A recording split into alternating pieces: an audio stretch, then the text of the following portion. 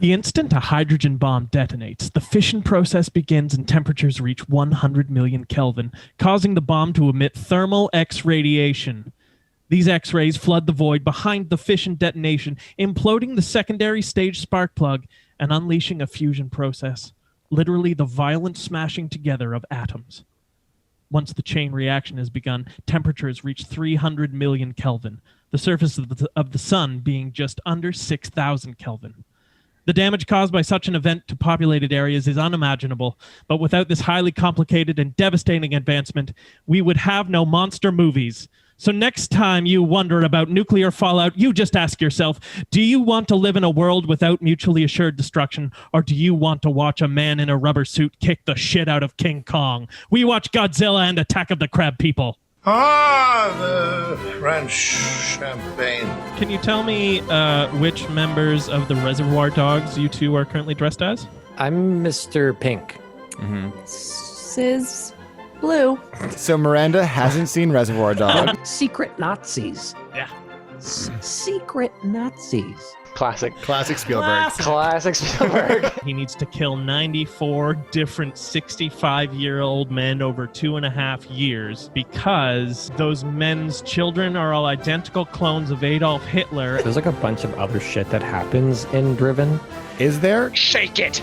Shake it! The schlocky movie from this week may be the schlockiest film we've ever seen on this podcast. The Citizen Kane of the week is... Wait, isn't it Attack of the Crab Monsters? Yeah, did we watch Attack of the Crab People? Oh,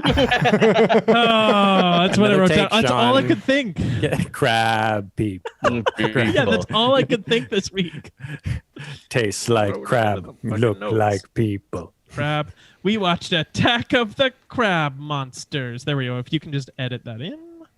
It all stays. Yeah.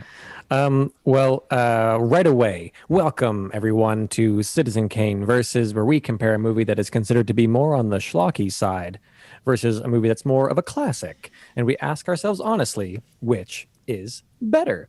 My name is Jack Rennie, and I'm joined by my two friends, one, Sean Jacqueline. and the other, Daniel Benoit.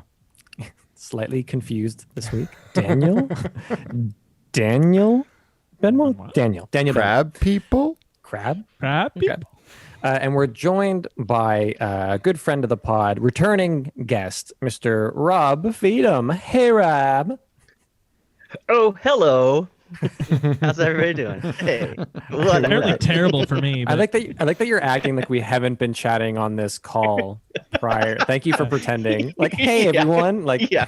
Oh, hey, thanks for having me and pressing play. And now I've Yeah. been led into the room right just now. just right now. Yeah. those are my Because favorite right parts now. of podcasts is when Yeah. everyone said, "How are you today? Oh, how Hi. are you?" Mm. That's the podcast everyone's You're waiting for. the ass, you fucker. Yeah. It's called Checking In with Friends, the podcast. Hey, man, how you doing? Hey. Well, you know, same old, same old.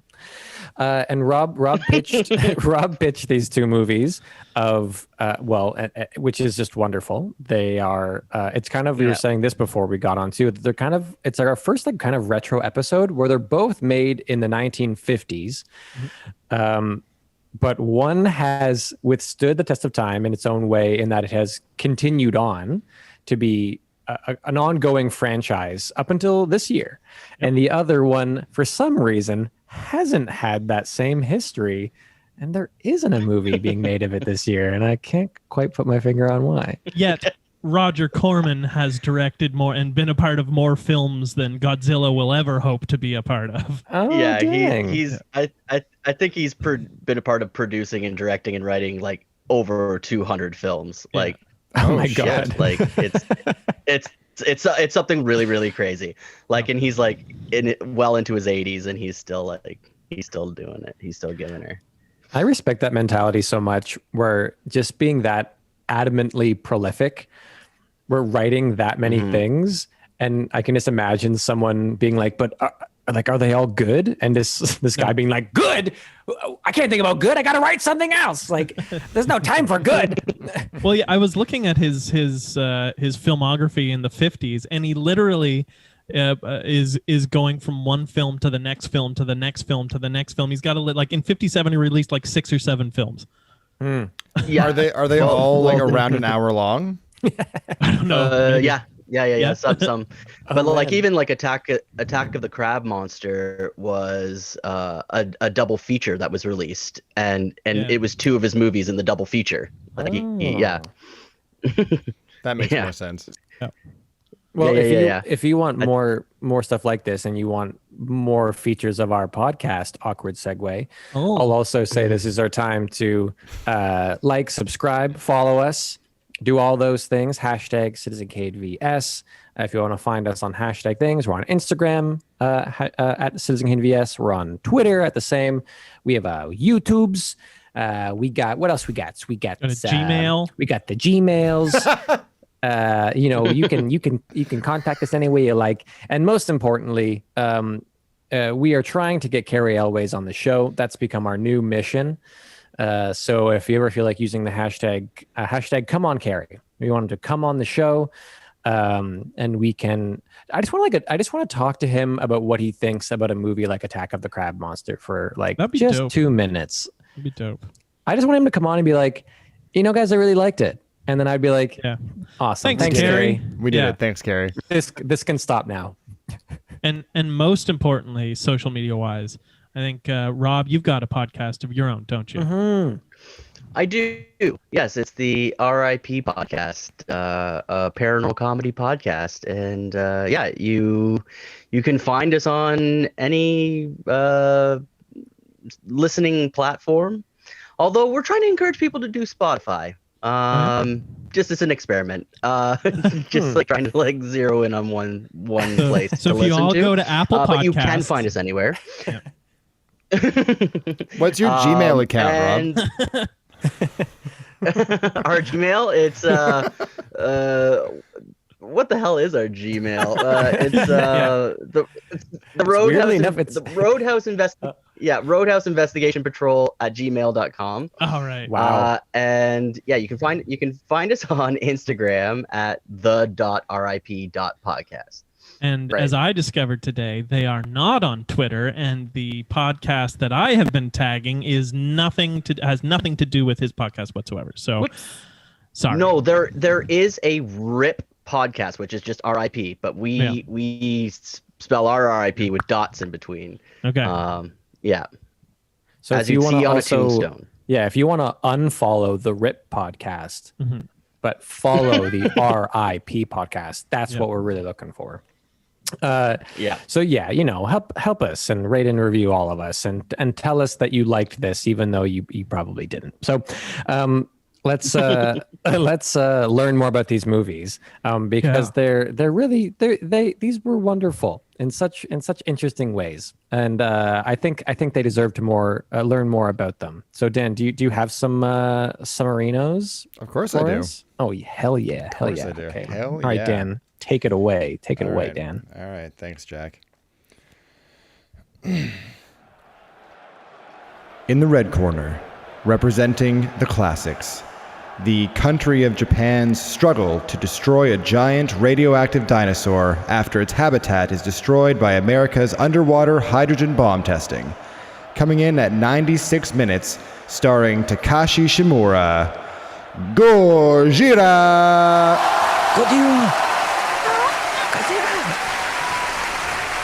And in the blue corner, representing the schlock, a group of scientists who get trapped on a remote island by giant telepathic brain-eating gelatinous supercrabs. Coming in at 63 minutes, starring Richard Garland and Pamela Duncan, Attack of the Crab Monsters. Monsters. I've never before during your summaries have I wanted one of the movies to have like every word in quotation marks. Starring.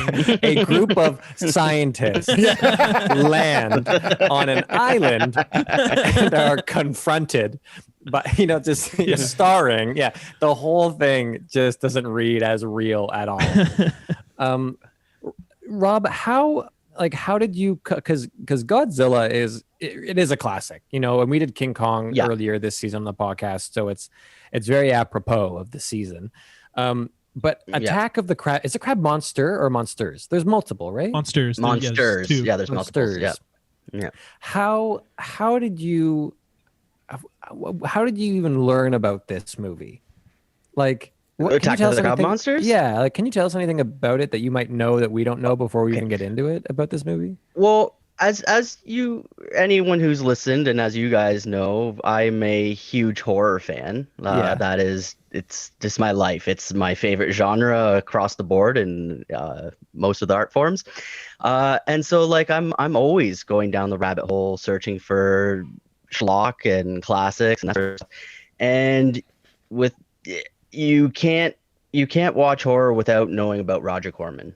Right. And yeah, I just wanted to do a deep dive in Roger Corman's films, and I just like yeah, just looking up all his like monster flicks and sci-fi flicks, and stumbled upon Attack of the Crab Monsters, and it was one of his earlier films, and I just like really took to it. Like I just like, but across the board, I love giant monster movies. Right, It's like one of right. my favorite like film genres, especially subgenres of horror. Like I love giant monsters, and I love this particular era of like the early 50s going into the 60s of this like atomic uh monster genre. Like yeah.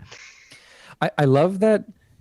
I love that this movie probably was, like, definitely was when it came out in the horror Mhm. genre. Oh yeah. When now watching Mhm. it comes across like some weird alternate universe episode of Gilligan's Island or Yeah. something. Like it Yeah. doesn't But, like- doesn't track as scary in any way. No, but you have to like kind of look at this particular time, and it's like a really interesting, exciting time in cinema history, because you World War World War II is done. You know, the bombs have been dropped, Yeah. and so like it's in everybody's mind about like the ability that humankind has to split the atom and the destructive power that is that. And then you have like stuff like in 1947, you have the Roswell crash, right? Which is like also on everybody's mind about flying saucers. And you have the space race. So everybody's like fighting to get to the moon. So you have like so, you know, you're leaving the 30s and 40s, which is like your Frankenstein, your Dracula, more gothic tales, and you're now entering a world of mad scientists and military and, you know, things that are coming from beyond, you know. Yeah. And yeah, it's, and it's these less about giant it's less monster about, yeah. the supernatural and more about the kind of man-made monster following. What have we done? Well, yeah, what and horrors our- have we wrotten? Yeah. Well, yeah, and it's all about it's hubris. It's all about hubris, Yeah. and like Yeah. and these creatures are a representation, a metaphor for the destructive power that we control, and also nature, you know, biting back, you know, Right. pun intended. as a telepathic antimatter crab. I'm trying to understand. Yeah, It's what like it was. Mercury. Yeah. It's like You know what? mercury, and if you stick your finger in mercury, you can cut the crab leg off. Okay. Yeah. Yeah. Yeah. No, the yeah. science it all adds up. Yeah. It's the science in these movies is pretty wonderful.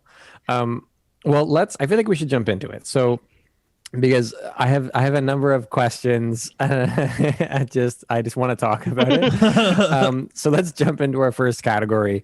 So round one, story good. There's a bell sound effect that he puts in. So I'm still gonna keep going with Attack of the Crab Monsters. Sure. That the scientific explanation of what's going on with these giant crabs, which are giant crabs, I guess, in appearance only. There's an explanation that's given by the sometimes German-ish Sometimes physicist French, or something. sometimes German. Yeah, sometimes German, where he explains that it's not being held together the same way that our atoms are. It's being held the other way, so it's more of like a shaped liquid. And because it's a shaped liquid, it can absorb brain matter, which absorbs their minds. Mhm. And so these crabs are telepathic. They're also really invulnerable to like explosions because they're not like a solid matter. But also, if you just like move a blade through it, it dissembles it sometimes. It is and also if a rock craziest- falls through its head and hits its brain, it will be technically dead unless Yeah. you pull the rock out of its brain. Then it Then it comes again. back to life. It's science. Right. It works. Okay. pure science. Einstein Yeah. said that crab meat in mercurial form can travel at the speed of light only if it matches its energy output times, c, right? Yeah, and can telepathically communicate with the voice of the people it consumes only at night, obviously. Yeah, only at night. It's just it's the craziest conceit for a movie I think I've ever seen. Yeah. And also this movie has no like opening. It's just has suddenly no ending. It has no ending either. It's barely got a middle. It's like an hour and 6 minutes, Yeah. right? So Yeah, it kind of has a beginning. I mean, they show up and then they do say that there was another science team on the island. That's why they're there. They're there to search for them. Yeah. Although they seem sort of like lazy about the whole process. Yeah. Like it's just like, well, what happened to them? I don't know if we'll ever know. And it's like that's the reason why they are there Yeah. is to find that out. But it's just like, we'll never know. and isn't one of the first things that what's his name Jules, I think, the big guy, the mustache and the safari outfit, he's like, oh, perhaps their body The French guy. yeah, the French Yeah, guy, he's French. perhaps their bodies have washed away but their souls remain. Yeah. It's just funny though, but because there isn't a scene where they like before they get to the island, like it starts with them on the beach, it just feels like we've kind of missed something. And that's partly because this movie only had about 6 different sets. Yeah. Like, are places that they shot like the same beach at the same angle Well, 6 times. But that's the thing with a Roger Corman movie is like it's all about money making profit. Like he made this movie for $70,000 Yeah, and right. it had a profit of $1 million. Like he made all his money back and then some. Studio Like love for him. something that's yeah. Of That movie course. made $1 million. Yeah. That movie made $1 million. Oh Yeah. man, that's okay. Well, because it is like a master class in shooting a movie that is just barely what you would call feature length, and Yeah. with clearly no budget, right? That it's done clearly in a short amount of time on like 2 locations, literally where you find like a hill and you're like, yeah, that hill's fine, and they run up the hill and you just like make these like dumb sequences, and to put it together with so little is like kind of inspirational of like, you can do it too. Like, do you have a hallway? Yeah. You can use that hallway 18 times. You can make this movie. I Yeah. enjoy that the Yeah. poster for this film has the crab monster that is not quite the crab monster in this film, and it's holding up this beautiful buxom blonde woman who's like draped over it's right, one of those like young male science fiction novel covers. Yeah. And there's not Yeah, a blonde in this film except for the one guy who wants to make it a love triangle between the only woman and her douche boyfriend. But that's that poster, sex sells, Sex like sells. sex That's sells. what made this movie Well, $1 this is million. Yeah. Yeah. That's true. Well, and also like this is like in the 1950s as well. Like they're starting to cater to like a completely different audience. Like this is the first time like you start to hear like the word teenager. Yeah. Like it's not just like old people and young people. You start to actually hear like teenagers as being this pocket of people who are like they're targeting now. Like so this is like a part of it, like teen cinema. Right. So like they're making these schlocky movies that are just like violent and monsters and like sexy posters, and it's for teens. Yep. Yeah, like a silly date movie. Yeah, you can Exactly. go to a double that feature. a drive-in. It's a drive-in. Yeah, you go to your double right. feature. The first film's an hour, the second film's an hour. You got 15 minutes in between to pick up your snacks. So you have 2 hours of makeout sessions in between snacks. That it's perfect. What else do you do to a 2 Roger hours Corman film than just sounds- make out? Sounds awful. Yeah. No? You don't want to drive up in your dad's 52 Impala? I mean, I do want to do that. Okay. But Sean, you kind of hit on something which I think is the first thing Thank you. I want to.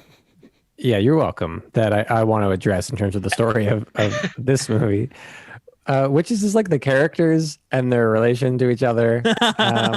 I kind of love the most structured part of the movie was the shot where they had all the characters walking up the hill of the movie, and someone is narrating. First of all, the guy narrating, he says, someone's like, "Oh, he's like, "Oh, you're like, are you a scientist?" And he's like, "I'm no scientist. I'm a technician and a handyman." Like he says what he is. Like, that's what I am. And then you get a long shot of people walking up the hill, and he's like, "This is so and so. They do ocean biology. This is so and so. They do plant biology." Yeah, I was struggling to write it down. Too. Yeah.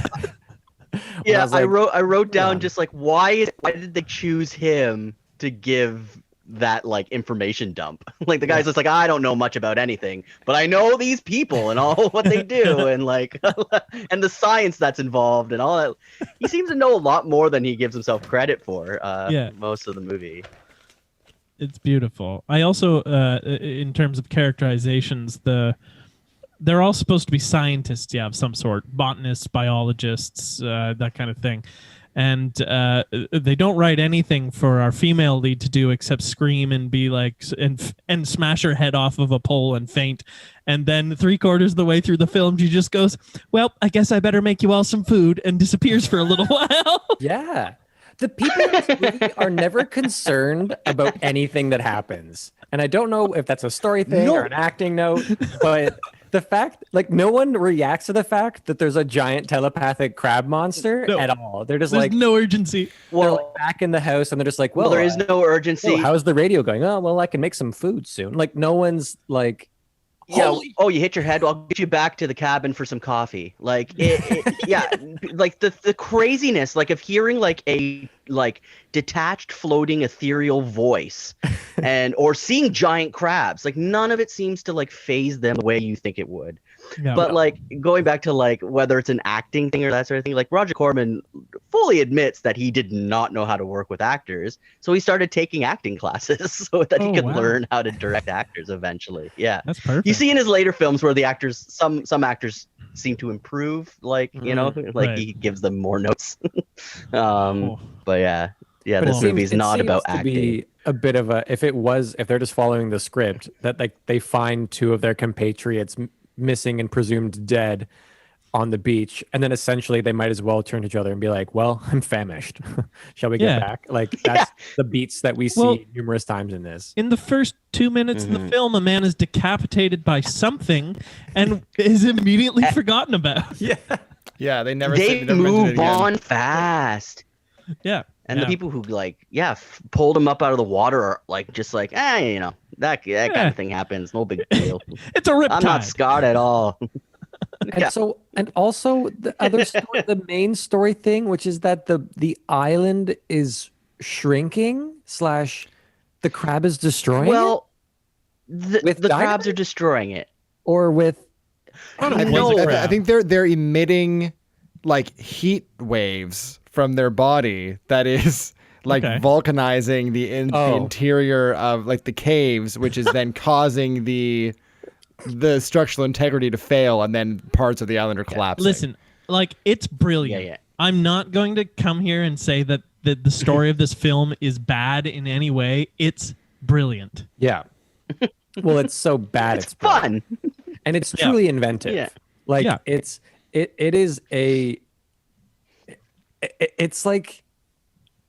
such a menagerie of strange, unique ideas.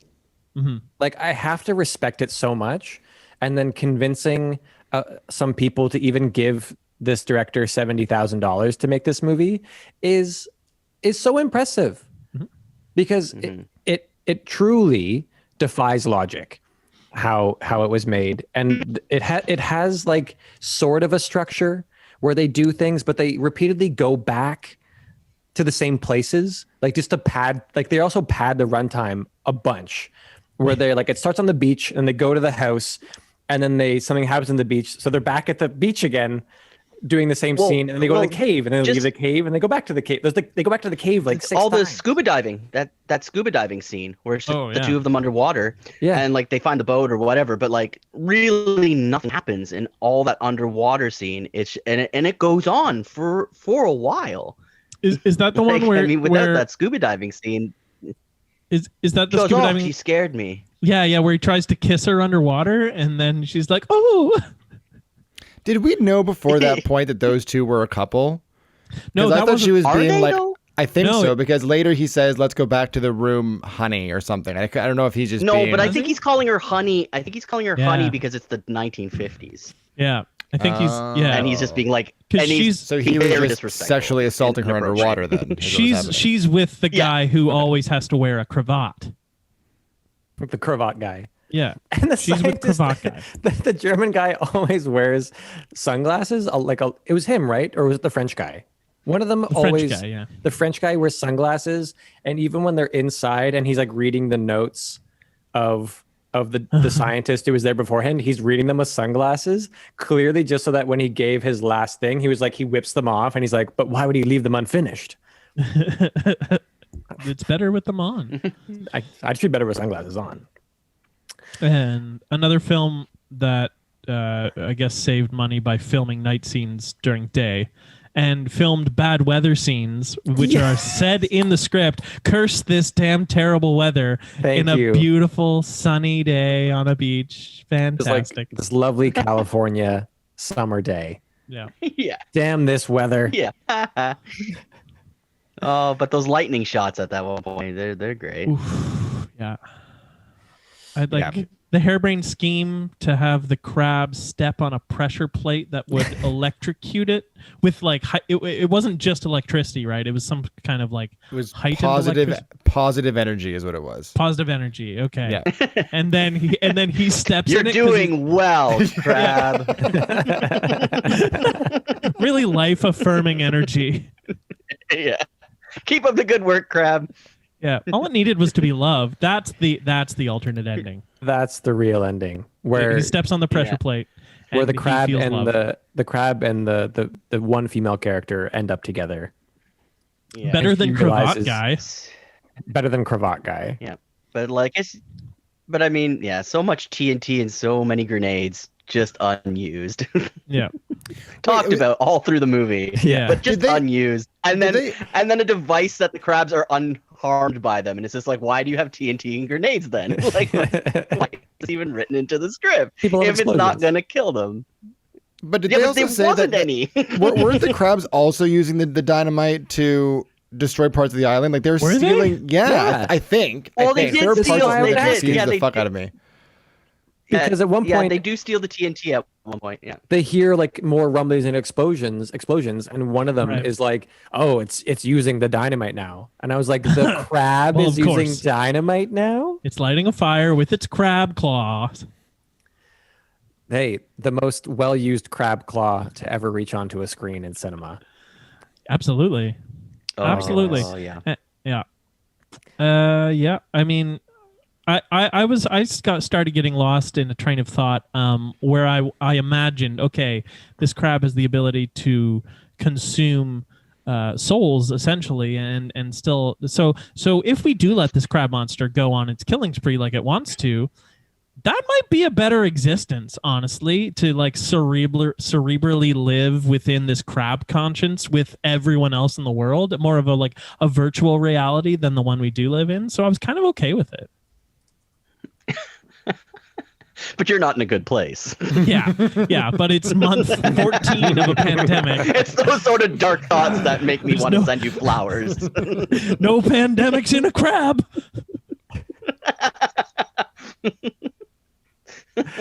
And then, as you mentioned, Just Sean, really want to alter my consciousness. also as you mentioned, Sean, just like again, I love this is like when we watch Tiptoes, and Tiptoes had that hard end where it just like really harshly cut to black. Right. What were the last lines of the movie? Is the one guy who's a handyman, he sacrifices himself. Yeah, they say He he gave his life. life. I know. fucking She blackout. says, "I know." Yeah, The Fucking end. cut the Yeah, end yeah. like The end. credits. he gave But I his mean, life. to be fair, I where know. do you go from there? What else can you do in this movie? Well, they're gonna die on that island, right? Or the Navy will send a ship eventually, I suppose. Maybe. Well, are Maybe. they able to use the radios now that the crabs are dead? There's no island left. It's supposed to just Well, be there like is a little bit of island. Oh, just a rock. little patch of rock left. Yeah, I think they die. Oh. Like they die of Well, exposure. they have crab meat to eat. We're Right. like mercurial crab meat to eat. I don't know. Well, yeah. no, do they though? Yeah, Can maybe they not. eat it? It's I true. don't think Would, they would can. it Or does just it- like pass through you immediately? And if they eat it, do they then absorb the brains and souls of their friends? Oh man, this That is should have been the ending. If they ate it and then like they're just like sitting there and the French guy's like, "It's so nice to be back," and the German guy's like, "Oh, you made the right decision." But it was such a brilliant ending. Like I love it that Miranda and I were both. She was so tired, and so she was watching it, just like, "What is going on?" And then Yeah. it cut. We both went like, like just elated. Like it was so thrilling for a movie to end that stupidly and quickly. So let's talk about the classic of the two, the one that somehow again hasn't been made into multiple franchises, the movie of the moment, Godzilla, of course, being just now remade and re-released to a fairly big box office success. People love Godzilla. People love Godzilla. Did they just release a new It's the standalone longest running Godzilla franchise. versus Kong. versus Godzilla Kong? versus Well, Kong. no, they, Right. Kong. Yeah. Right. Yeah. But this is in the new like monster verse. So there's Godzilla Right. and Godzilla, King of the Monsters, and then now this one, Godzilla versus Kong. Yeah. And it all started here with Gojira. Yeah. Godzilla. Gojira, Gojira. which translated is gorilla whale. Nice. I mean, works.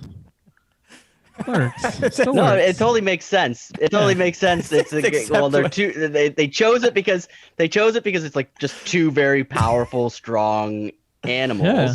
But on like they decided as with the success of like King Kong of like the 1920s and well, it was 30s, 1930s. 30s, yeah. They wanted to make their own King Kong, so they used gorilla, and then of course Yeah. it comes from the sea, so whale, so Gojira.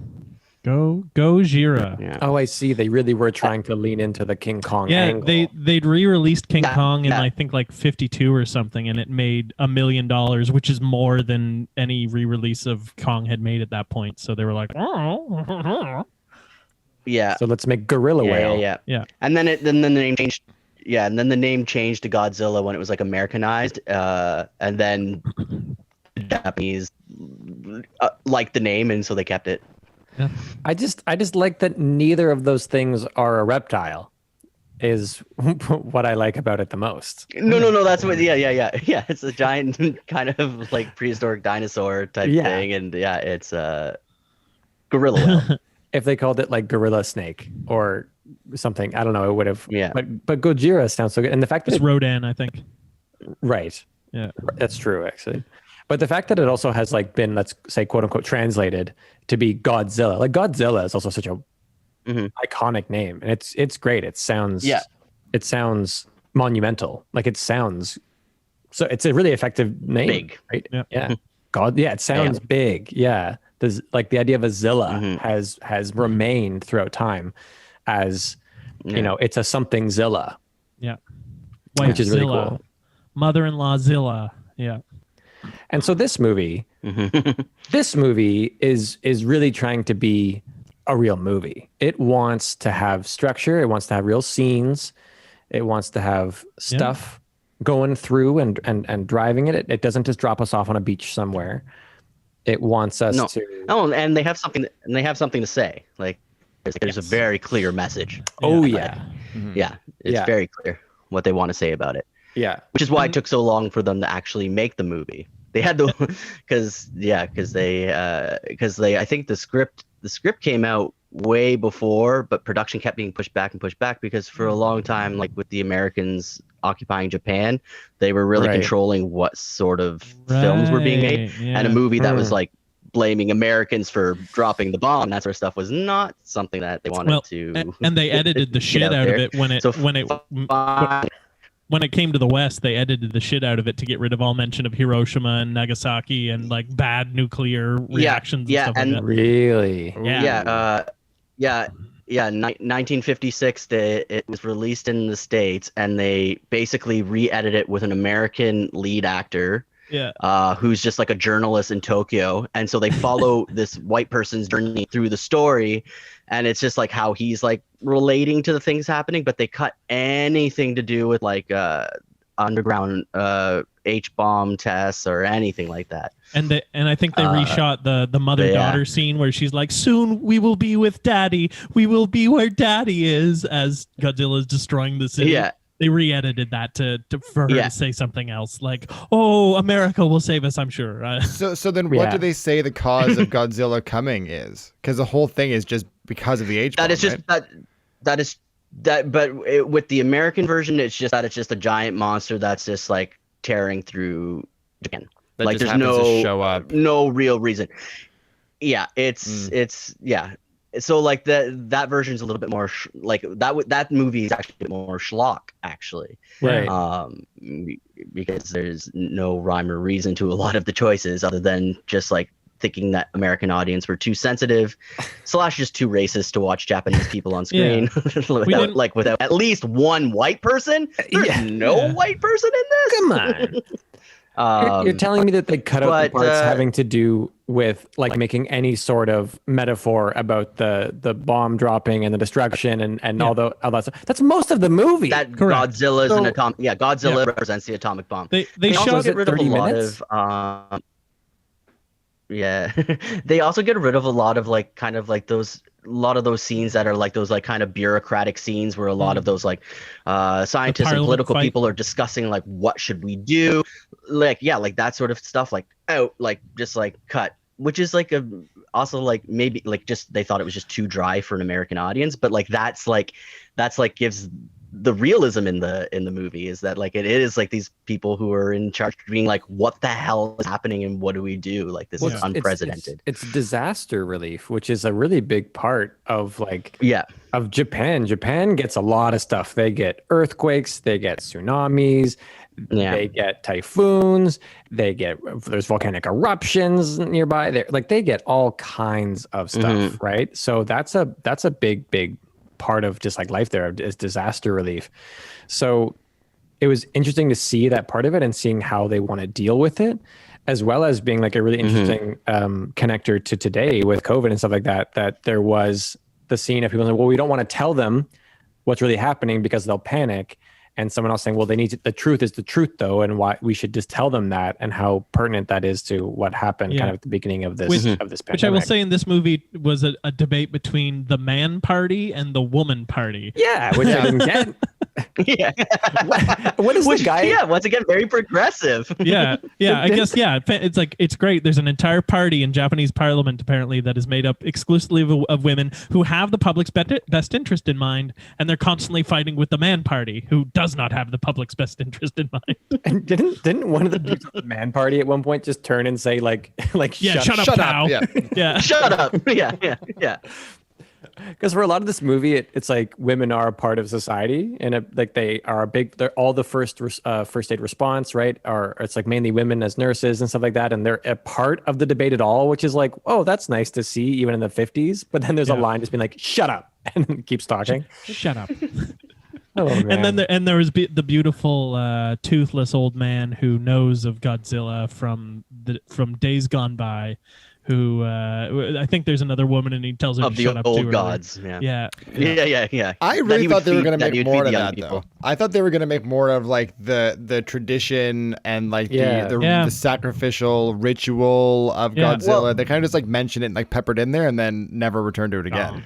Yeah. Well, like with the new movies, that's like what they're focusing on. They look at these like creatures as like the first animals ever on the planet when the planet was just like and so it's more on that end, and it's like they're like the old gods and stuff.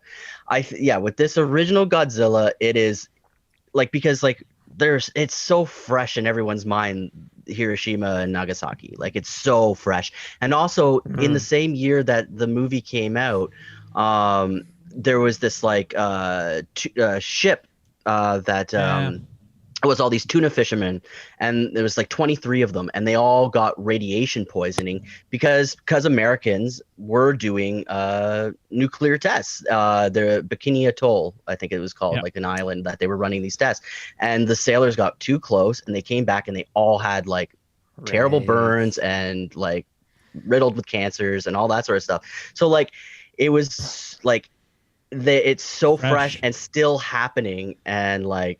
And so, the montage they show on the news, I think it's the news or something, of Tokyo in ashes, and the line of burn victims and people with massive like internal injuries, and the orphan children wandering through the streets is like, that's less than 9 years old at that point to the people who are seeing from the atomic bomb droppings. Like, fuck. Or like, and that, I think of that one scene too where there's just people riding on a like a subway car, and kind of the woman is with these two guys, and she's like they're hearing about Godzilla coming, and she's like, I just got away from Hiroshima or something, or Nagasaki. I barely escaped the hydrogen bomb, is what she says. Yeah, I barely escaped Nagasaki, and now this, and I was like, like It's big, and then you get into the whole like next like kind of like ending chunk where it's all about this oxygen destroyer.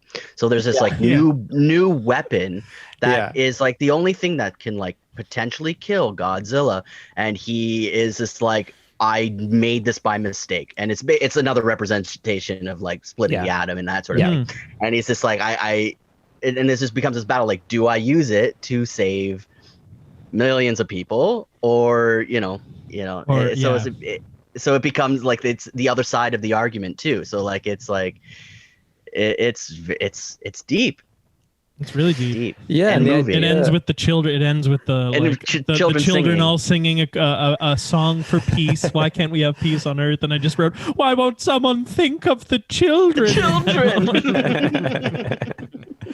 But it's true. It's like, oh, we have created all of these doomsday weapons. Is that what we want these children to use? And lo and behold, the boomers still wield those weapons very irresponsibly to this day. Yeah. I thought it was a cool twist that the scientist, who was a very silly character, but that he's created this new kind of what could be used as a weapon of mass destruction. And it's bringing up this issue, right, of he's torn because he knows that if the technology is introduced to the world, you can't unintroduce the technology. It will then exist and it will expand, right? Whereas he kind of manages to find a way of getting around that problem by destroying himself along with this technology, so that even he can't pass it along. He will be destroyed, which I thought was a nice, actually really poetic ending, and totally. It made sense. It was good, but it's like you can't, Oppenheimer drops a bomb on himself, and he's like, no one else will ever know. Like it's not the same, right? Because people are going to see that power and they're going to want to get it too. I am now become what? I am now become death, purveyor. Destroyer of worlds. Destroyer of worlds. Sean fucks up famous sentences. That's this podcast. E equals, the mass of your crab meat times. Equals MC rib. But you can see how heavily Attack of the Crab Monsters borrows from Godzilla. the opening montage. No, but just in like you have the sacrifice of a hero at the end. It's not as well. It's not as heavily done. It's just purely for like, oh, and he died. But you also have the hydrogen bomb testing that creates these crab monsters. So there must have been like how many monster movies right after Gojira was released? Yeah, right. A lot. Like and because like the whole kaiju genre, the giant monster thing, like becomes huge. Like across Asia, everybody's just like, oh shit. Then England is just like, oh, we can do one, and they do like Gorgo, and then there's like, Yeah, and then like the 50s are full of movies like Tarantula and Them, which is about giant ants, which is another one you guys should look Oh into. yeah, I've Yes. heard. Is that and Corman so as well? like Them is I don't know No? if Them Okay. is Corman, but I mean it might be. Like most of Corman's filmography is films that we have to look at on this podcast. Right. Yeah. Isn't they remade the spot? They did yeah. Eight-Legged Freaks, right? That was essentially the giant. Yeah, it's tarantulas. it's like an homage to Yeah. the 50s style like monster flicks and stuff like that. I mean, it's a But- great genre. It's great. Yeah, that I absolutely love it. It's so much fun, and you can like, of course, you're gonna get a lot of like really like cheesy B schlocky type movies out of it, and then you're gonna get like really great ones. Because even the Godzilla franchise, like the 60s are a funny time for Godzilla. Like you go from Gojira and you go into the 60s, and they start like pitching it, like they start selling it to kids, right? And like Right. toys, because Toho is like it's a toy company and like that sort of thing. And yeah, so like Godzilla becomes more of a friend of humans and fights the enemies that come to destroy. Right. And like Godzilla starts doing a little more kung fu. They introduce a son of Godzilla. They start to so it gets a little campy, a little cheesy, and then the 70s, of course, is they bring a little bit of edge, and then More the disco. 80s and 80s and 90s is great. Mecha Godzilla, all that in there. Yeah, you get a lot of that sort of stuff.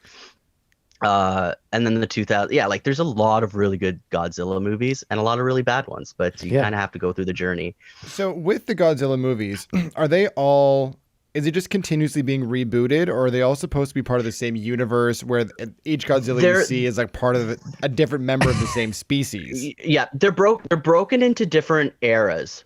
So this particular Godzilla, this movie, and like up until like the early 70s is called the Showa era. And so it's all other than this Godzilla we're talking about, because Godzilla dies at the end of this one, Right. and then they just bring him back, without Nuclear they're just like, power. he's just back, and then so like up until like the certain point in the 70s, they stopped that era, and then they reboot it again. So they I think it comes back in 1985 as like this like new Godzilla, and it's a darker and grittier, and he's not a friend of humans anymore, that kind of thing. And then that stops, and in the 90s and 2000s, it's a whole other era of movies. So yeah, it's like so they keep rebooting it. Yeah. Well, it's all good stuff, but I'm gonna push us along, and I'm gonna get to our next category here, because I think it's gonna be a little neat one too, which is that's the end of that round. So we'll go into our second round, is what I'm saying, which is looks good. Ding ding ding. So, and I'll start by continuing on with Godzilla, saying it looks pretty good. It's lit enough to hide its bad stuff. And I love that even the main scientist guy is like, don't shine spotlights on him. That'll make him even angrier for reasons unsaid. But if he could just be remained at low lighting, that's for the best for everyone. Okay. Yeah, it's great. Yeah, it was really funny. The very first shot of him, where you see him kind of in profile coming up, like poking his head out from behind the cliff. Yeah. I was like, holy shit, that is so impressive. And then the next shot is him like dead on with his bulgy eyes. And I was like, oh no, never mind. Yeah. Whenever you saw the eyes, man. Yeah, they work on it after a while. Like it takes a few movies for them to kind of nail down the Godzilla look. That but suit was 200 pounds. Oh my god! Was it really? Poor guy. Apparently one of the Guy. people, probably. two guys operated it. One was too old to do it too often. The main young guy, he lost like 20 pounds shooting the film, and he couldn't stay in the suit for longer than like 3 minutes without passing out. because it was That's because not only art was right there. it was 200 pounds, but it was also made of like fiberglass and bamboo supports, and it was like layers of latex wrapped around that with rubber painted over top so that it So you were hardened. suffocating. Yeah, you're suffocating Yeah. inside as you sweated to death, carrying this like man around on top of you. Oh my god. Oh, it looks great. I see. I Yeah. love the costume effects, like that style, Yeah. and the miniatures. Like I just think Oh, it's the so models are great. The models are great, and yeah, and no one else. You just can't pull it off. Like, Yeah. and it's funny because they use that technique, the like man in a suit, all the way up until recently. Yeah. Like that's how the Japanese were using it. Every movie up until like even like the mid 2000s, it was all man in a suit, and I absolutely adore it.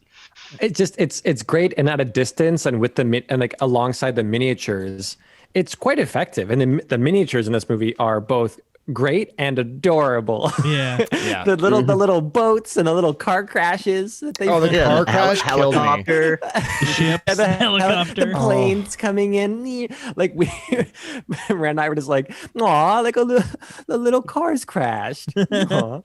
But when it's just like the buildings and this person dying inside this giant suit, it's actually quite effective.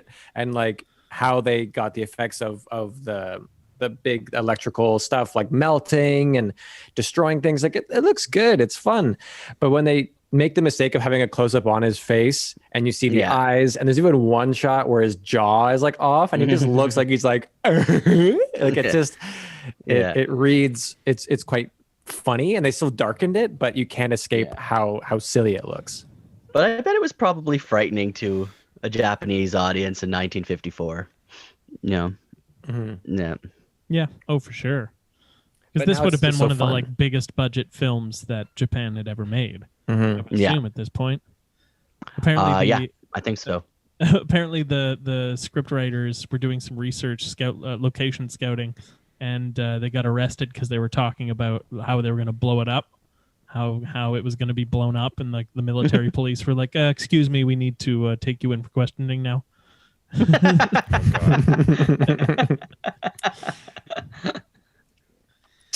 But I overall, like, I really enjoyed, because look, I enjoyed the look of Godzilla for the most part, because He looked badass in certain, like with the shadows happening and the smoke and the flames in front of him. Yeah. It was legit terrifying. and just like the shot of like him, stepping on like this train models that they made, or when they just have the tail swinging, it was really effective. Just letting the tail be its own character in some shots, and then it'd be funny they'd have him like step on the train, and then it would just cut to like a train being in its mouth.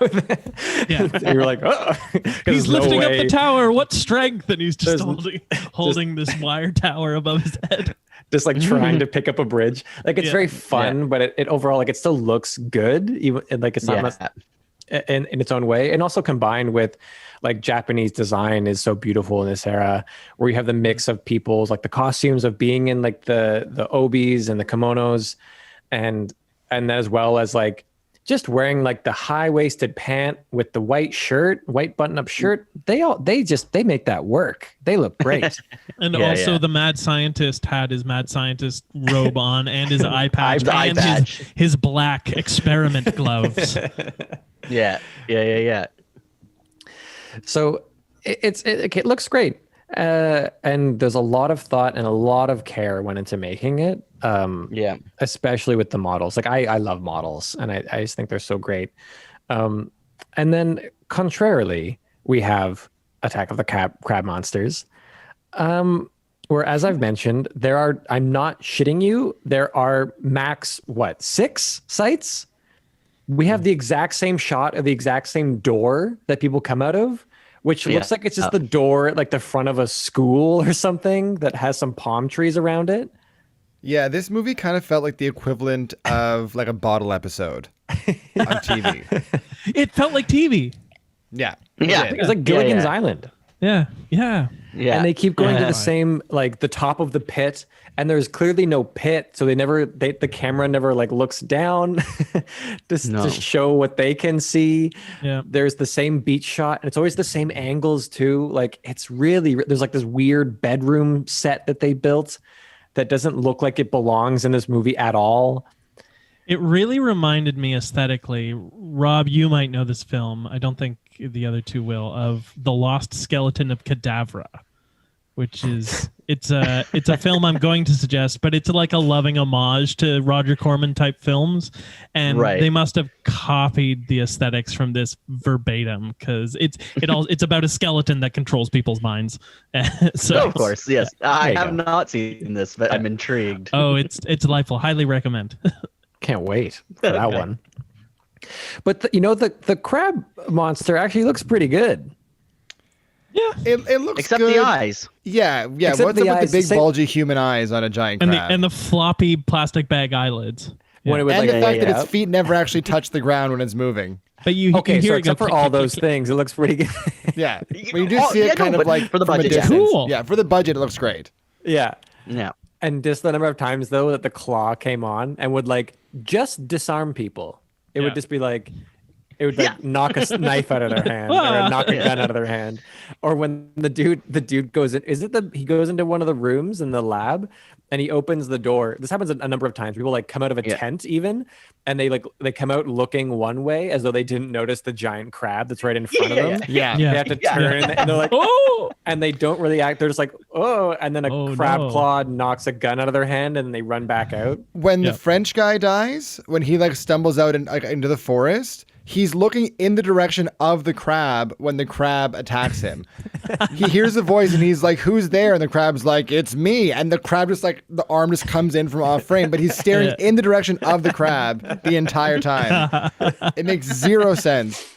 So now realize, okay, so I put to you, does the crab open and close its mouth in conjunction with the people in its mind? I don't think so. I think it's all telepathic. It's all telepathic. Okay. Because I was giggling like a little baby, picturing a crab with a French accent. I'm down here. I'm just fan. I'm with our other friend. Yeah. Oh, goodness. So yeah, it's just, there's a lot of charm in this movie. I found it really charming. And it's so bad. It's so bad, and I love it so much for it. It's fantastic. The old shaking the it camera. It doesn't look too. Yeah, it's shaking the cameras. It doesn't look terrible though. No, the costume in worse right? hands. Like the costumes are like, this is what I brought in from my wardrobe. It is an ill-fitting safari costume that I wore at Halloween 5 years ago. Doesn't the French dude show up on the beach in like a trench coat and sunglasses? Yeah, he wears the trench coat for way too long. Way too long. Yeah. The underwater scenes that we mentioned they're way better. Yeah, they're cool. In Attack of the Crab Monsters, where it's really bad in Godzilla. Yeah. The underwater really? stuff. See, I thought they're almost kind of identical. I thought actually the Godzilla one's a little more scary because it's so murky and dark. Whereas the suits are scary for sure. Like what they're wearing and and the tension under the water. Whereas the underwater scenes are like crisp and clean, and you can see what's happening, but like nothing's fucking happening. No. Like it's there's no the danger. Content, the content is better in Godzilla, for sure. Yeah, no question about it. But the scenes in Godzilla also do look like they're filming people swimming around in like a big fish tank. So right. So yeah, I mean both. I love the Godzilla one because they have these like wide shots of them floating through the water, and then they cut to a close up of them where they're like they're clearly just standing in a studio. With water in front of them somehow. Not even. There's no water in front of them. That's the point. The credits for Godzilla was the first looks note I wrote down, because I'm pretty sure it was black paper that they had cut out the symbols for and were rolling it in front of a backlit white wall. So you got it was white lettering that was rolling up, and you got that like Star Wars effect just by some like stagehand off screen going. Yeah, I think that's what it looked like. I didn't verify, but I was pretty sure. Which is cool. Like mechanical shit like that to get your rolling credits is really cool. Yeah. We could do with more of that, Like, there's stuff JJ, in Godzilla. we're looking at you. JJ. Fucking- yeah. When's the Star Wars Episode 10 coming out with more miniatures? Hopefully never. Hopefully never. But yeah, I mean, there's not much to say about the looks of Attack of the Crab Monsters, and yet there is like an infinite amount to say about it. Yeah. But like ultimately, it boils down to those few points, like Popped collars everywhere. Yeah. pop collars everywhere. Oh no, it's cool. It's cool. There is one main area which we do have to talk about, and Okay. it is the gore and violence, because I thought this film, Right. for its time, was incredibly effective with how it shows its like dismemberments and its attacks and its violent moments. It's brilliant. Yeah, When- the severed hand. The severed yeah. hand. Except the severed Yeah. hand didn't make a lot of sense to me because it was like a large blunt object that landed on his hand, which would break his hand. It wouldn't like cleanly sever it off It his was wrist. pointy. It was pointy as it went down. It was that like a 'Cause it looks- telepathic rock.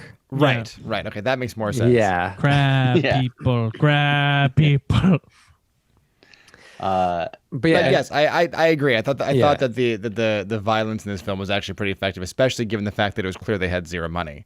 Yeah. And when he's lying on the ground and the crab is like starting to pick him up, that shot was really cool. Like around his neck, the claws around the guy's neck. That was spooky. yeah, it was spoopy. I like that they cut off one of the crab's arms or whatever. Or was it the same one?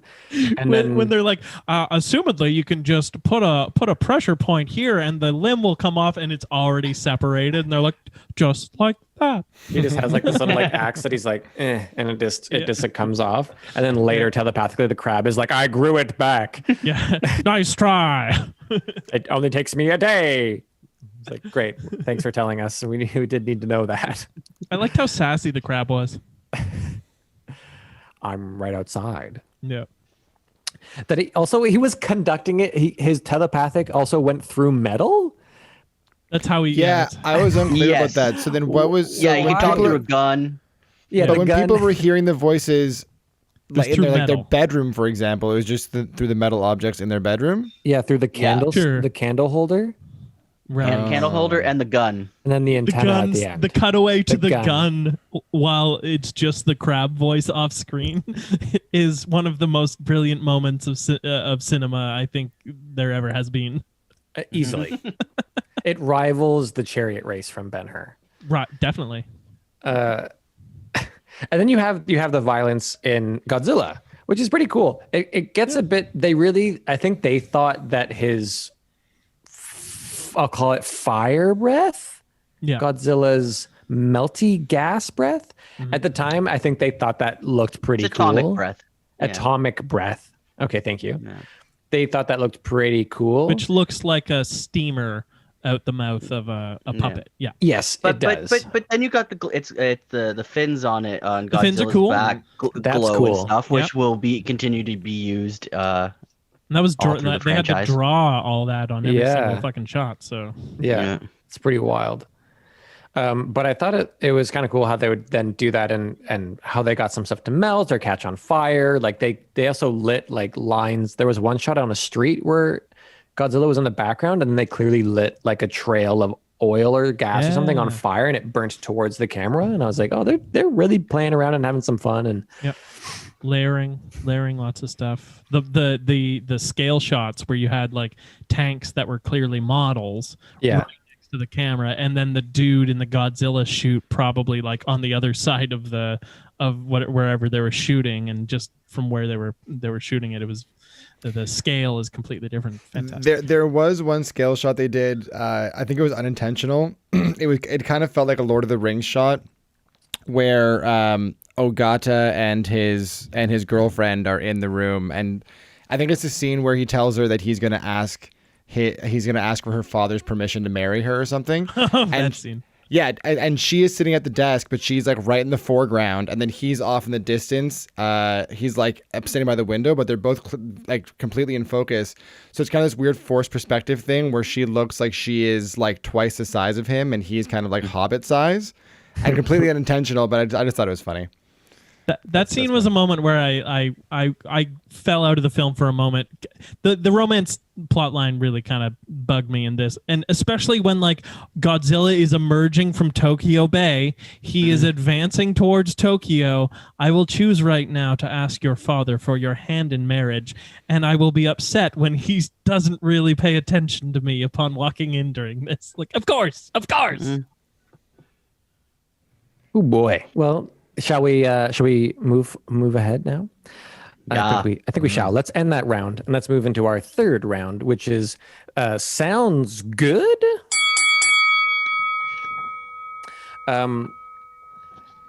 So I made a note actually about the music in Godzilla because I thought it was both kind of good and also completely out of place. You mean the score? The score. There was like a Fuck you. recurring piece Go of fuck music. yourself. Oh, I think I'm somewhere in between this, but fight, go. Let them fight. So, Rob, you can voice your side of this first. I'll go fuck myself. No. I mean, everybody has different tastes. I mean, some have good taste, some have bad taste. It's No, it's just I'm just saying like it. I'm saying it was both good, and then when it was over top of God, sometimes of like the planes shooting Godzilla, quote unquote, right, and all that kind of stuff. It sometimes came across as like not the right tone. Right. Some of those scenes, the score kind of felt like American propaganda film music. Do you know what I mean? It almost had like an American kind of military feel to it that seemed like it was from the wrong country. The brass, because it's a lot of variations on the Godzilla theme, which is that very like dum dum dum dum dum dum dum dum dum dum dum dum dum thing. Yeah, the one in brass, which they play when the naval flotilla is heading out to attack them, and the brass band comes in to do it, and they're all slightly out of tune, and it's like my high school band doing it. It did not evoke the terror that I wanted from that moment. But that piece of music is really cool for all the music lovers listening. It's 7/8 and then a bar of 9/8 and then a bar of 7/8 and then a bar of 11/8 and then 2 bars of 7/8. It's very bizarre and really cool. Yeah. That's what I'm saying. I'm not denying that it's cool or not. I completely understand. I agree. There are moments where like you would like it a little bit more gloomy, a little bit darker, and it has a sort of like. Yeah. But I think it is just once again coming out of a very particular time in Japan where like they're very proud of their navy. They're very proud of. They're a proud people. Like even though like World War II did not end very well for them. They're very proud of their history, and there's that sound of just like defiant uplifting music against the odds of it's not so much necessarily scoring Godzilla as much as it's scoring the people banding together to face Godzilla. Right. Okay. I understand that, and that's cool. And look, it works for a lot of the parts of the movie. I'm just saying when like the mother is holding her children, being like, "We'll be with Daddy soon," and the music is like, I'm like, oh, there's a bit of a clashing here now. But it's very but it's not a Hollywood film, right? And like in a Hollywood film, we would have her saying, "You will be with Father soon. We will all be ascending into heaven, and we will be with him soon." Yeah, and the strings will be playing. And then our hot, sexy American lead would run through the streets, and we wouldn't remember exactly what his name was, but we'd remember him from that movie, right? Yeah. You'd be like that guy from Kick-Ass. Yeah. And Scarlet Witch. Yeah. Right. Yeah.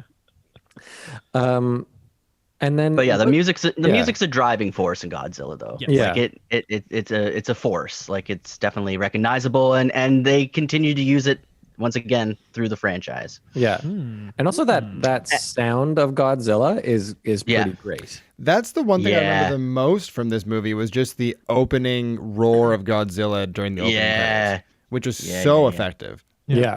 Which is a leather glove dragged along the loosened strings of a contrabass and then manipulated, sped up and slowed down and sped up to create that sound. Yeah, it's so good. I love it. Phenomenal. Damn. Wow. Damn. Damn. Damn, Daniel. Yeah, Daniel. Yeah, Yeah, Daniel. What's your favorite sound moment this week, Daniel? I literally just gave it. What's your second favorite, Daniel? No, we don't have to mess let's with not. anyone. not Third do that. favorite. I think my second favorite sound moment of the week is definitely just the device of making the crab telepathic. Yeah. Yeah, adding a little echo reverb to the voices. Yeah. When those voices first started, I actually wrote down, "Yay, it's a ghost movie," because I thought it was just like a haunted island. And then later I wrote, "Oh no, not a ghost movie." You weren't thrilled by that development, that it absorbs the souls Yeah. of its victims? Yeah, I mean, part of me thought it was hilarious, but part of me was kind of sad that it wasn't like a horror film about like spirits haunting the island. And what other kaiju film has the monster speak? Yeah, right. Yeah. It's rare. But just the fact that it's doing like a come Yeah. to the pit. To follow my voice. I'm by the pit. Come to me. Like the fact that it does that is Even if you're my friend, if you talk to me that way, I'm not gonna go towards you because I know something's up if you're talking to me like that. Hey, you want me to go to the pit, man? I don't know if I want. No, you want to go to the pit. come to the pit. I'm down here. Just follow my voice. I can hear you from here. It's okay. No, seriously, it's like really cool down here. Yeah, There's like a we're having a PlayStation party. 4. There's like the Wi-Fi signal's really good. I'll order pizza. Just come to the pit.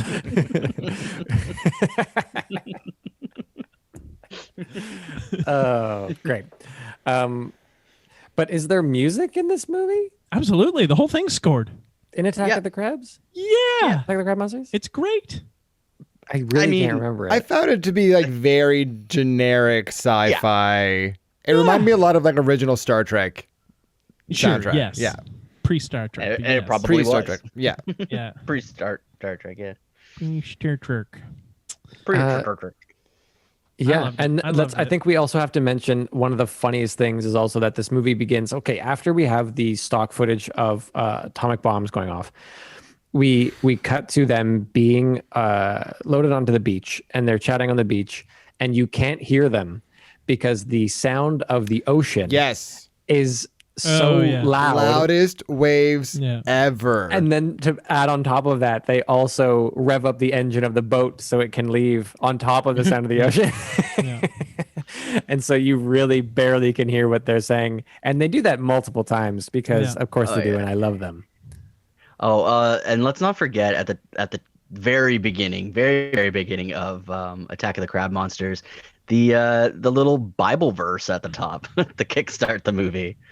Oh, yeah. Like in the Yeah. clouds, right? Oh yeah. Yeah. There's this like ethereal voice that just Forgot like that. drops some I Bible talk. Forgot in. about right. that completely. That's Yeah, so I funny. can't remember what the verse is. I should have Yeah. looked it up, but it's just like upon the creation of Earth, there was, it's just like, Well- yeah, and I'm just like, interesting way to start this off. And then Yeah. we didn't even talk about how the Attack of the Crab Monsters also begins with like an opening crawl where it's addressing the audience directly, saying you have been dropped on this island and your job is to find out why Yeah. people have gone missing. It's like, Which- it's my job. It got me so excited though. I thought it was going to be like a weird choose your own adventure kind of story. This would make a great video game. Like a clue, like a what do you think is causing this? And you're like, yeah, I think the scientists are still there, and I think it's like wrong. It's telepathic crab monster. Anyone? Did you guess telepathic crab monster? Did you? Huh? That's because that was the correct answer. That could absorb a human consciousness. And it only not really telepathic. It just conducts its brain waves through metal. Obviously, It's interesting to see how Yeah. because we have a Japanese reaction to the arms race, and we have an American reaction to the arms race, And the Japanese is very much reflective. It's very much humanist. It's very much like we have the power for great destruction, but likewise we have the power for great community and great restoration. And the American one starts with a Bible verse, very much squarely putting it in like, this is all God. You are powerless underneath God. It is foolish of us to try and think we have the power of God. And then you have these bumbling idiots that are just rambling around on something they know not of. Just really wackadoodle theories too. Yeah. And like the one scientist who seems to know what's going on every time they're like, can you just tell us what's going on? He's just like, I shouldn't. I just can't. I can't right now. It's like, but you have a theory, right? I do. Well, can we hear it? I do not dare. I'm still deciding whether or not I'm German right now. Yeah. Wait, what? And the great fear of these crab monsters is that they assimilate you and combine you into one being, which you can only extrapolate to like communism's coming and we're all going to have to live for each other. Oh my God. No. That's very true, though. They are definitely different takes on the same theme, and both have an angle. You know what I mean? Sure. Yeah. Yeah, there's no debating that. Let's keep trucking along. I'm gonna end sound there and just move us into our fourth official category of acts good. And Not really. not really. But we don't. But why not? But who cares, right? I mean, the guy working the Godzilla suit deserves some sort of credit. 100%. Great Yeah, that's performer. And I guess there were like puppeteers that amazingly like that crab thing did move around, and I never saw a puppeteer or strings or anything. Yeah, what did they do? How did they do that? That wasn't someone in a suit. That was just. Oh no. There might have been someone inside the body of it, and who knows? I have no idea. Yeah. It was very craftily done. It was what? Sorry, telepathic. It was telepathic. Yeah. Yeah. I mean, I would make an argument that the acting in Crab People was actually kind of great because stylistically it added so much to the film itself. Mm-hmm. You know what I mean? Like bad acting, yes, but appropriate acting, absolutely. Like what a treat. Okay, fair. You know what I mean? Because the thing that I just really noticed is that like no one reacts emotionally. Like there's no like true emotional reaction to anything that's happening. No. Like I don't know if like I was hanging out with you guys and one of you lost a hand. Like that would bother me more than just like a few minutes. No, I just like need a cup of coffee. It's fine. I don't think I'd be able to sleep that night. Like I would have definitely issues sleeping. I'd like probably sit by your bedside. Like I'd be like really worried, right? That's so sweet. Or if like, it's like you lost a hand. Yeah. or if And, this like- podcast had started with 8 of us and 4 of us had died like during the course of the podcast, we wouldn't just be like, so what? And one of us died the first time we hit record. The intro just recorded and then they just died, and then we decided to continue recording for the rest of the session. Like it would be with a lifeless corpse just kind of sitting in one of the squares. Yeah. without a head. What did they do with the body? What did they do with the body? It's one thing to experience someone having a heart attack. It's another thing to see someone getting decapitated and not know why. Yeah. Then they watch a plane explode with 2 people in it, like moments And later. they barely move. They don't jump to the ground. They don't like duck. One of Like, them oh my god, are we holds the being lady. attacked? One of Yeah, them's it's like, always- you shouldn't look at this. Always an excuse to hold the lady. So like, I mean, yes, and I agree. Like, it is of the movie. Like, you're not looking for Oscar performances in this style and No. this kind of paced film and that sort of stuff. It's about the action. It's about like, it's a monster movie. We had some quirky sailor boys. They were my They were favorite. fantastic. You I want to see have the one- crabs. Crowd I on a have- marine. Haha. I have one of them named just the Munchkin Sailor because so it's like, Yeah. wow, what are we doing here? See, but it's like a little higher than that. Yeah. Well, if I may read a quote from Corman himself about the Yes. film, it kind of explains the acting of the film. He says, I've always believed that in horror and science fiction films, too much time is usually spent explaining the characters in depth and developing various subplots. Genre audiences really come to these movies for their science fiction elements or their shock value. Of course, they want to understand the characters and want to empathize with them in order to share the emotions present, but they don't wish to do that at the expense of the other aspects of the picture. So, like, this film is very much like, let's get the crabs. Let's get the crabs on. Let's make sure the crabs are there. We have talk scene, crab. Yeah. Yeah. And he delivered. Yeah. I really respect that. And it's true. The acting definitely didn't get in the way. It definitely didn't pull too much focus. No, So we achieved that. Yeah. And then, I don't know, Godzilla, I mean, people are acting. People do act, there's some shots of people acting genuinely horrified when they see things. And well, yeah, they're definitely more horrified than they are of the crab monsters. Like, these people are like really running, they're bashing into each other.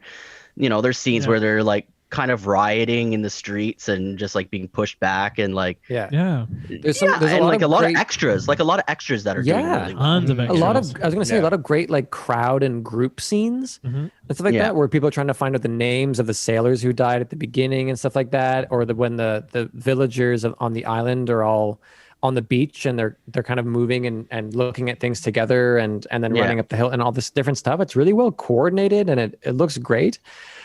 Whereas in Attack of the Crab Monsters, there's a similar thing where the main characters always just move around as this kind of clump of people, where like they'll all be on the beach and two people will be having a conversation, and the other people will just kind of gather around them, and then they'll all march off together as a group again.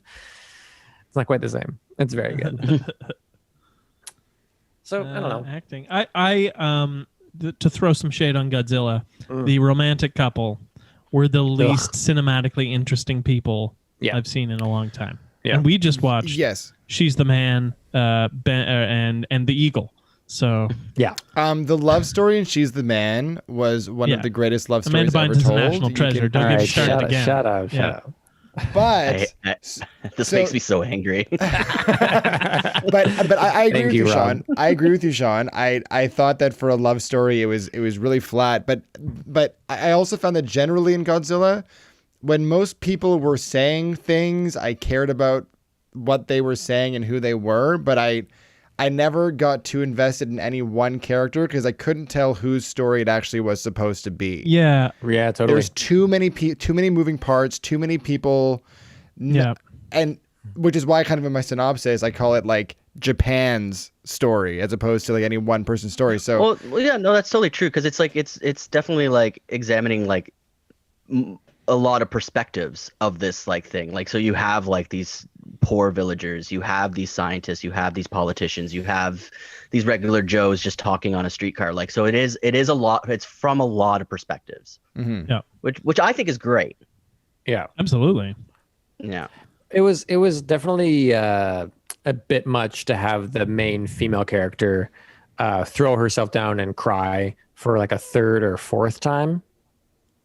When he's just burning the notes. That was the part that bothered me the most. Yeah, that was one of my gripes for later, is just having a woman cry at burning papers. Yeah. You've never cried over burning papers? I've cried. I haven't like wept. All that work you've done and it's getting burned? Like, single tear. Yeah, I don't sob. Yeah. I let a single manly tear. There were many times when it was either like, it was mostly when she was in a scene. Unfortunately, I found her the absolute least interesting, followed by her male lead there, where they'd just be talking, and I'd be like, Godzilla now, Godzilla now, and a couple of times Godzilla appeared, and I went, "Thank you, movie. Thank you for You're knowing like, did your I just limit." summon him? Did I? Like Beetlejuice, say it 3 times. Like a crab monster. Like a crab monster. I thought the main scientist guy that we follow in Godzilla was all right. Yeah, I like the that. zoologist who was trying to keep him alive. Yeah. I liked it because it seemed to be a strong choice, where he was like, well, this person is a really intense like biologist. So I think this character is that he's not very interesting, and he's like really to the point. He's like, this is a really exciting new discovery. We thought this was extinct for 100 million years, but we found it on its legs. So that's a piece of evidence. Anyway, also like he's not like there isn't an added panache. It's just like, no, this person would just like give in raw data. Yeah. Because that's what was required. That's what was required. Yeah.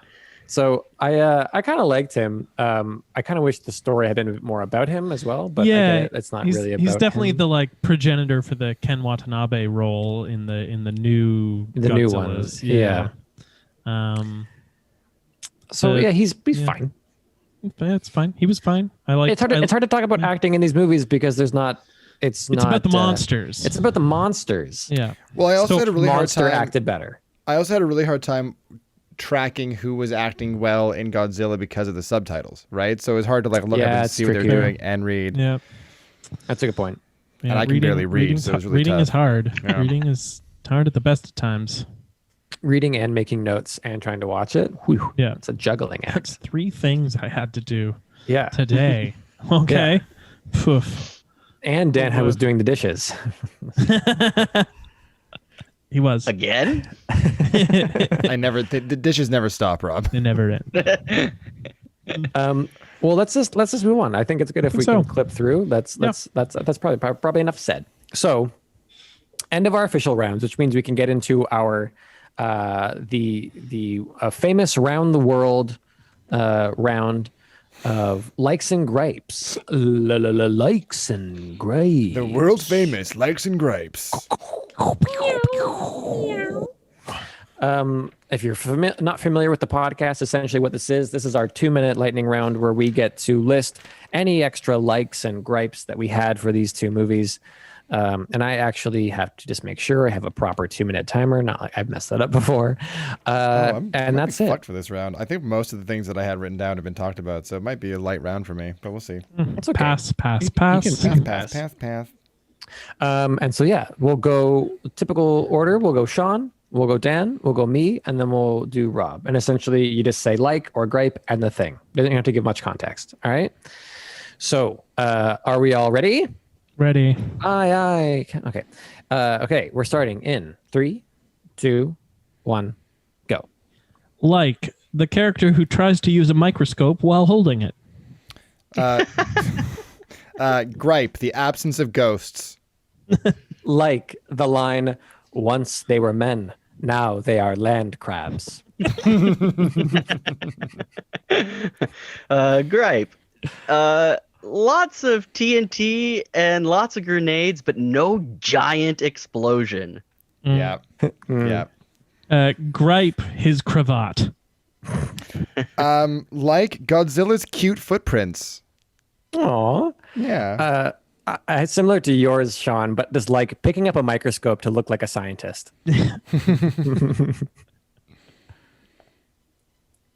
Oh yeah. Rob, go. Go, Rob. Okay, a gripe in Godzilla. I agree. I always could see more Godzilla. Gripe, neither dinosaur in your slideshow is actually from the Jurassic period. Nerd alert. Hey. Gripe, the idiots out on a cruise ship with Godzilla on the loose. Gripe when the lead female character in Godzilla says, your mommy will be back soon, to the girl who just had her mom die. What the fuck? Oh no. This is like both a like and a gripe. I'm not sure how I feel about it, but loose explanation of how atomic energy captures human consciousness to be manipulated by giant crabs. I just That's like a gripe. I don't know if I need the explanation or if I am But it's fine good. that I don't. Yeah. A like jump scare crab cutaways. Gripe, expecting us to believe that fat French guy is climbing a rope. Oh no. Like the shot in Godzilla of them rapidly clearing a table of all its papers in one shot. Like with Godzilla, like I said, many points of view in the struggle against Godzilla. Ooh. There we are. Hot round. I should have gotten the timer to be dun, dun, dun, dun, dun, dun, dun, dun, dun, dun, dun,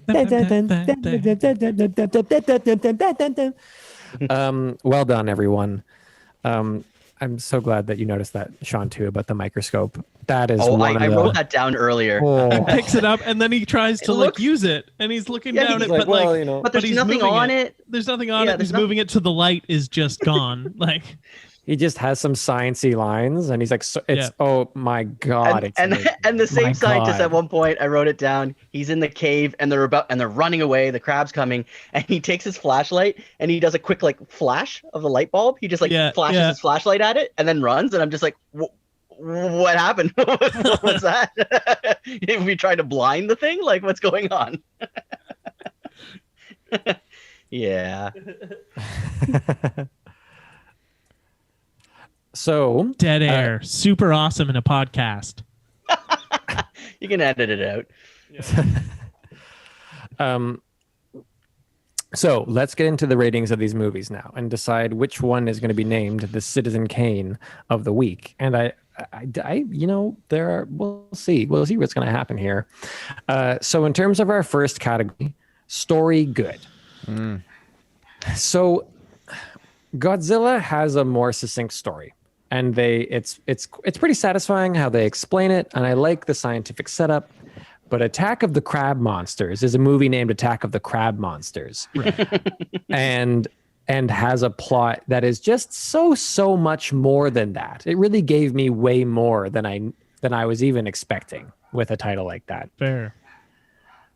So does the point go to the movie that has a more cohesive story, or to the movie that has the more amazing and imaginative story? I guess you have to just like follow your heart, man. You gotta like My like heart. what story Thanks, moved Rob. you? Like what story, like, you know? My heart like lies with the film that actually used its weird monster movie format to explore the nuances of post-World War II nuclear arms race and science technology. It goes to Godzilla. She's the man. It goes to she's the Goes man. to in Olympus has perpetuity. fallen. Yeah, Sorry, which one are you saying that? Godzilla. yeah. Absolutely, Godzilla. I'm going to go the opposite route Right. and go with the film that has the more fun and just bizarrely unique plot and go with Attack of the Crab Monsters. Right. Rob? Well, I'm gonna have to say that I'm going with Godzilla. I'm going with Godzilla because I mean you can't have Attack of the Crab Monsters without Godzilla. You can't have a lot of these monster movies without Godzilla. Godzilla launched a franchise and a true movement of atomic monsters and, you know, that style, that genre. And yeah, it's just a moving film. It's just really good. Yeah. Yeah. Jack? You know, yeah. I mean, yeah, for sure. For sure. And yet, you know, there's something about Attack of the Crab Monsters. Yes. I don't know where I'm voting. Hold on. Sometimes, you know me. Coward. I have to talk myself out. It's so tough. It's so wonderful. There are things that I like. It's like I love the whole existence of Attack of the Crab Monsters, but it feels hard to give it category advantages. With your heart. Rob, Yeah, man. Rob is right. Well, then Attack of the Crab Monsters. Fuck the deep metaphor of Godzilla. We have a tied category. It's not it. It was too on the nose anyway. Yeah, eat shit. You felt it was too heavy-handed. Okay. Yeah, fair enough. I'm sorry, 200,000 people dying in your country is too on the nose. Way too on the nose. That fell You off said it, due not to me. radiation burns. Yeah. Yeah. So next category looks good. Yeah, Godzilla. Godzilla. Again. Yeah, Absolutely Godzilla. Godzilla. Yeah. It had so much charm. The miniatures were amazing. They were both effective and adorable, as I said. Yeah. So just Something the for cutest. truly something for everyone in Godzilla. I think you know what? I Yeah. would agree with that. Yeah. There really is, huh? You're gonna have Yeah. at least 10% a good time. They also had the camp. They put their mad scientist with an eye patch. You know, They did. And right from the start, when he's looking shifty on the dock, you're like, you're coming back. yeah, Yeah. that was a gift. That was a gift for us visually. Yeah. Yeah, I agree 100%. Also, I laughed out loud whenever I saw Godzilla's face. So thank you. So sounds good. I mean, Godzilla. I have to go with Godzilla. It's the roar, and I love the Agreed. music. Yeah. Yeah. The whole And sound I'm design. gonna go Attack of the Crab People because I think the overall sound package you get with Crab People is Crab monsters. fucking goddamn it with Crab Monsters. Shit, I just watched this film. I think the overall sonic experience from Crab Monsters was more enjoyable for me than Godzilla. Okay. Yeah, Okay. but Okay. it still gets the point. Okay. With the ocean over and the motors overpowering the. I think the score in Crab Monsters was better than in Godzilla. Wow. Oh, All right. Them's fighting words, but all right. Yep. Rob's gonna tell you to go fuck yourself in a second. I hope he does. No, I'm calming myself down. I'm just Yeah. like rub my You got your palm. squeaky toy? Like, just yeah. Just crushing it. Dan, did you give a vote? What's that? Yeah, I'm Godzilla all the way. on Oh, this one. okay. Yeah. Yep, I was the decider. I wasn't. Okay. Acting. Acting. Attack of the Crab People. Ooh, I made my bold. case earlier. I stand by it. Attack of the Crab People. And you, sir, are correct. Yes. Wait, does that mean you're voting with me? Yes. Yes. I'm still going with Jack. Godzilla. The extras in Godzilla is Jack likes making if- himself kingmaker. Yeah. Every Yeah, extra well, is way better. Everyone else than vote the cast. before I do. Yeah. Look, Rob, those are maybe decent points, but Yes. but no one cares. We're doing Attack of the Crab Monsters. It's- But no one cares. because Godzilla is really a movie that's not defined by the performers. I'm going to be real; they're all a bit underwhelming. Yeah, but neither is the crab monsters. No, It's like no, there there is is, no acting in that movie. and yet there is incredible shit in that Yeah, movie. And yet they know exactly what they're doing. And yet, Oh, or maybe they shit. don't, and it's perfect. It's just the performances, the whole. It's just crab monsters. Okay, Okay, fine. What are we the supposed- scores right now? is So it right 2-1? now, going into the final bonus category of rewatchability, we have 2 for Godzilla, 1 for Crab Monsters, and a tie point between the two. So it's 2-1 to tie. So this one could either tie it completely or throw it to Godzilla. I mean, I think it might because to start, my rewatchability point is 1,000% Attack of the Crab Monsters. Really? I mean, this is definitely a follow your heart moment for me. I'm so in love with the story of Attack of the Crab Monsters, but I have to honestly say I enjoyed Godzilla as a movie more. Okay. So Okay. Godzilla gets my point. All right. I'm going to give Rob, I guess, the deciding vote here because I'm going Crab People. Monsters. Fuck. Every goddamn time. One day, Sean. One day. Oh, Crab Monsters. Crab Monsters. I've seen Godzilla now. I will watch Crab Monsters again. I can't wait. We should watch it in quarantine, Sean. Yeah. Well, yeah, I of course I have returned to these movies a number of times, but out of the two, I've returned to Godzilla more because I am a big Godzilla fan. I'm a fan of the whole franchise, and sometimes I just like starting at the beginning and working through 40 years of Godzilla. Because I don't have a lot. I don't have a lot That's going an on. afternoon. So, Yeah. yeah. Sean is, Rob is, if you want to contact Rob, he's single. He loves you know, Godzilla. Loves Godzilla.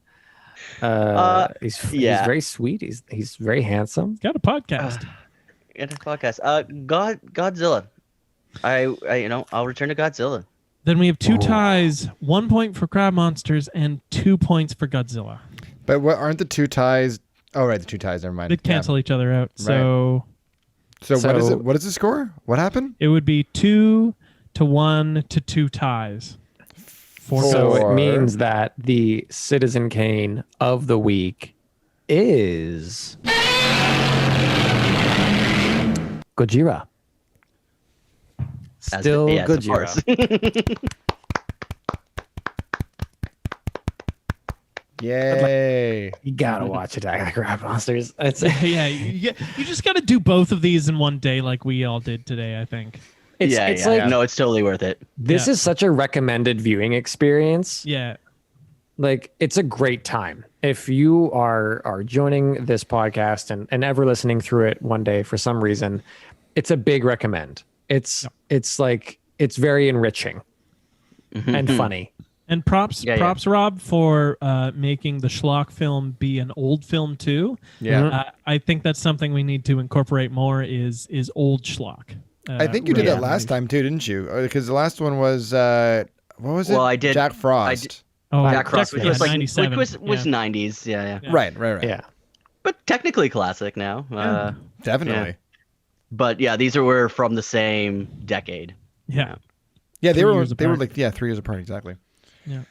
Yeah. Well, congratulations, Gojira. You remain king of the monster movies.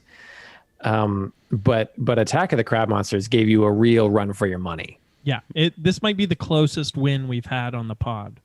It does feel I like think a so. really We've close never one. had 2 tied categories No, before. I don't think so. I don't think so. Groundbreaking So- stuff, guys. Yeah. Whoa, just continuing to find new content. And then we have some picks for next week. Also, speaking of, from Mr. Daniel Benoit. Yes, we do. So next week we're going to go in a very different direction. We're going to live in comedy land. And we are Lucky going Larson to 2. Oh God, I wish they had that movie. But funny you say that because we are going to be venturing into the career of Mr. Adam Sandler, It's about time. who and with the my connecting God. thread being Adam Sandler playing games. So we are going to be watching What? Happy Gilmore Okay, Yes, right. all right. versus the soon-to-be classic Uh-oh. Pixels. Whoa. Oh, you're gonna make us watch Pixels? I hate you so much. Yeah, right now. bitch. Is that even There- gonna stand a Is chance? that even like even a fight like Yeah, I don't know. at all? We'll see. I mean, Daniel loves shit. So Oh, but What'd Happy you say, Gilmore I said Happy Daniel Gilmore. loves shit. I do. and Happy Gilmore might not age as well. Since That's I what I'm last saw it at banking 10 on. years old. I'm banking Yeah. on his older movies not standing up very well. So we'll see how it goes. Because I feel pretty sure that Billy Madison doesn't age that well. It doesn't. It certainly does. What are you talking about? I mean, it does. When Some if of you it shut does off work. the world outside, it absolutely does. Yeah. Fair enough. Well, great. Thanks, Dan. That's going to be a lot of fun. Thanks for very bringing welcome. the comedies back onto the pod. Yeah. So yeah, Happy Gilmore versus Pixels. Fuck, Pixels. It would have been funny if we did like the classic Tron versus Pixels as like literally about. Yeah. Or But, Tron v. Tron. Yeah, Probably I Tron. was saving something like Tron or like I was going to do like Jumanji, but actually both Jumanjis are great. So you can't really do Jumanji versus Yeah. Jumanji. But yeah, I was Well, trying great. to find. Yeah. Well, that wraps it up. Be sure to tune in next week. And again, if you haven't already, like, subscribe, follow, Twitter, rate, review, buttons. all that stuff. The buttons, hit the buttons, and like just write a comment. You can just write like blah blah blah, like, and it just will register as more comments. And go subscribe to the r.i.p. podcast.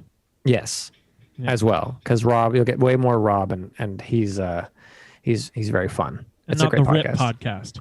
No, don't Don't unsubscribe. listen to Rip Podcast. Only No. .r.i.p. Yeah. podcast. The more complicated one. I'm just going to listen to the RIP podcast. I don't care what they say. It's easier to type.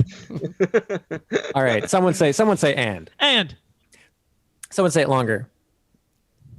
And